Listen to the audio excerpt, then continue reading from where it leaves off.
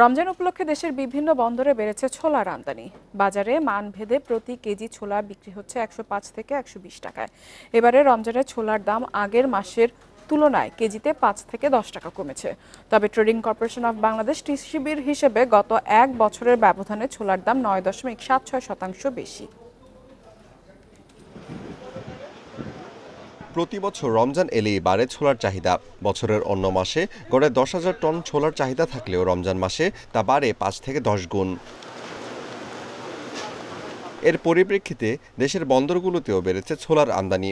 প্রতিদিন গড়ে 7 থেকে 10 গাড়ি ছোলা আমদানি হলেও সেই সংখ্যা বেড়ে দাঁড়িয়েছে 15 থেকে 20 গাড়িতে। চলতি মাসের 1 থেকে 25 তারিখ পর্যন্ত 150 ট্রাকে প্রায় 5,500 মেট্রিক টন ছোলা আমদানি হয়েছে। রাজধানীর বিভিন্ন বাজারে ছোলার দামের তারতম্য থাকলেও পাইকারি বাজারগুলোতে মিলছে মানভেদে প্রতি কেজি 105 থেকে 120 টাকায়। ছোলা মনে করেন আপনার আগে ছিল 120 টাকা 25 টাকা, এখন মাত্র 100 টাকা 98 টাকা 95 টাকা করে বিক্রি করতেছে। গত বছর ছোলা ছিল আপনার 100 থেকে 80-র মধ্যে। 80 হলো সর্বনিম্ন, 195 এর সর্বোচ্চ ছিল।